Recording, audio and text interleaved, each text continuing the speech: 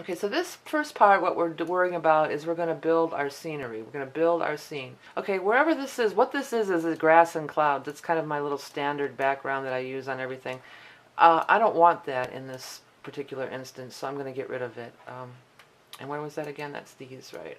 See how I can tell there's so many layers. When you get done, you get into these layers, there's so many layers that you can get lost, but you need to do it. But here's how you just say, okay, put that eye on, it disappears, then that's the correct layer. So I'm going to come over here, unlock it so I can do something to it.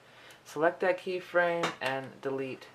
Get rid of it. And I'm going to just check the rest of the movie, make sure there's no other scenery. There isn't. That's not going to work in this scenery. I'm going to have to actually build a scene, and we're going to cover that.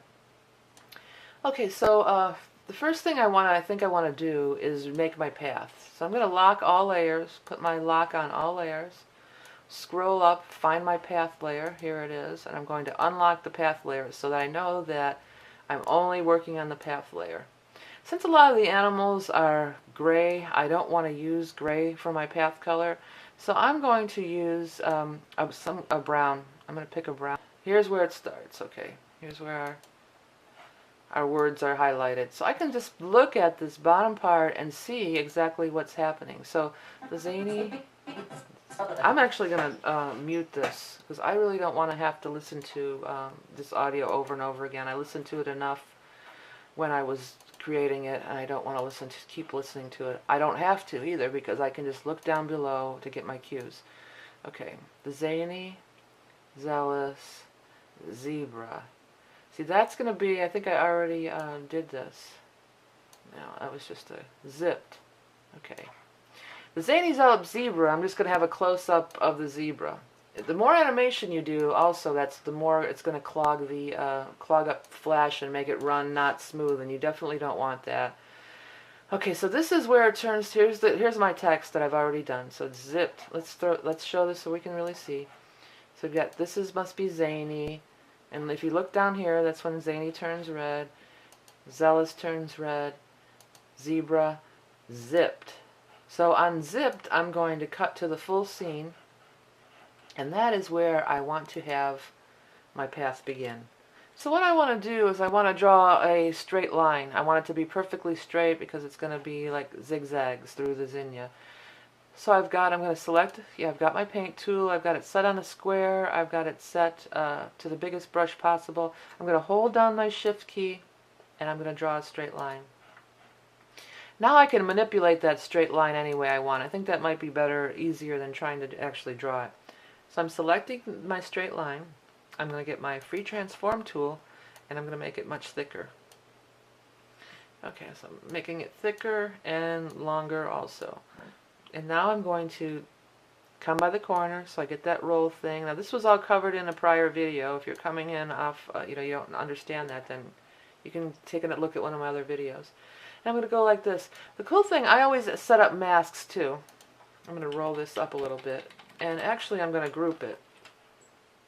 And actually I'm going to convert it to a symbol too. I'm going to say convert to symbol, and I'm going to just call it path. So that way I can just keep using it, and it's came in. I want to put it in, make sure it's in my objects library. So I'm going to grab it and say path in there. Okay. So now, the other thing that I do always in animation, and there's a way you can set up masks in Flash and everything, but I started on such an early version of Flash that wasn't available, so I just do it the old-fashioned way, and I set up masks. My background is black, and I set up black masks around it. And I'm going to go Control minus so you can really see it. If I go, here's my mask, it's always the very, very top layer. If I take my eye away, it's gone,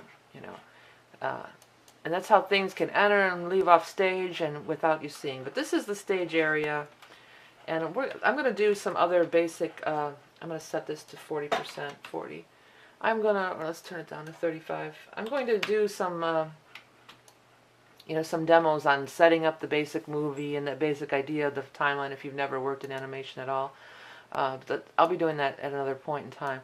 So here I'm going to just kind of set this up. And I can use my free transform tool to kind of change it around. So I like that, and I'm going to select it, and I'm going to hit Alt, and that'll give me I can pull another one out of it.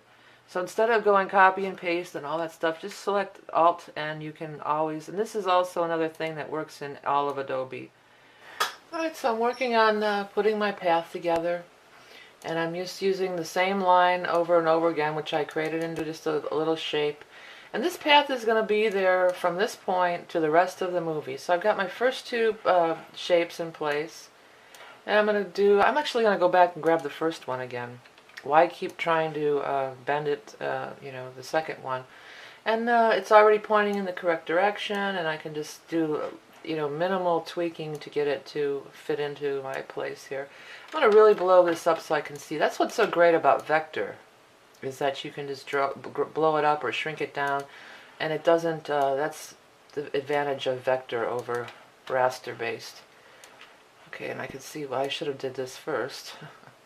I can see that that's not quite lined up. I'm sure it probably won't even show once we get all the zinnias placed around it and everything, but I just want to try to do it right from the beginning. So bing, bing, this is a zigzag. I would say this is definitely a zigzag, and probably one more over here.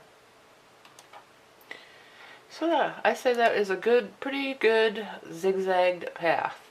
Okay, so now now that I've got my path, I think how I like it, and we'll have to play with it, put the zinnias in. We may end up changing it, we may not.